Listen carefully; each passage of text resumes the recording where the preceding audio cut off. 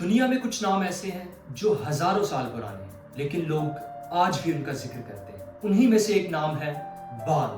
کچھ لوگ کہتے ہیں یہ صرف اینشنٹ آئیڈل تھا اور کچھ لوگوں کا یہ بھی ماننا ہے کہ اس کا انفلوئنس آج بھی دنیا میں موجود ہے. تو سچ کیا ہے اور پروفٹس اور اسلام نے بال کے بارے میں کیا ذکر کیا ہے؟ آج ہم بال کی ہسٹری، ریلیجن میں اس کا کیا ذکر موجود ہے اور ماڈرن کنٹروورسیز جو بال سے ریلیٹڈ ہیں اس کو ڈسکس کریں.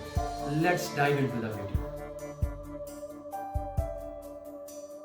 ورڈ بال کا لٹرل میننگ ہوتا ہے لارڈ یا ماسٹر. اینشنٹ مڈل ایسٹ میں یہ تصور کیا جاتا تھا کہ بال نعوذ باللہ ان کا خدا ہے جس کو بارش اور فرٹیلیٹی پہ قدرت حاصل ہے. اسی لیے اینشنٹ مڈل ایسٹ سیولائزیشن نے ایک ایسا مجسمہ بنایا جس کا سر تو بکرے کی طرح کا تھا مگر باقی حصہ اس کا انسان سے مشابہت رکھتا اور اس کی پوجا شروع کرتی. کچھ اینشنٹ اسکرپچرز میں ہمیں یہ بھی ملتا ہے کہ شیطان نے اس مجسمے کے پیٹ میں داخل ہو کر لوگوں سے بات چیت کی، ان کے سوالات کے جواب دیے، جس کی وجہ سے لوگوں کا اس پر یقین مزید بڑھ گیا اور اس فیک گاڈ کی پوجا پورے مڈل ایسٹ میں پھیل گئی. سورہ صفات کی آیت 125 میں پروفٹ الیاس کا واقعہ بیان کیا ہے کہ انہوں نے اپنی قوم سے کہا do you call upon Baal and leave the best creator, کہ تم بال کو پکارتے ہو اور بہترین خدا کو چھوڑ دیتے ہو.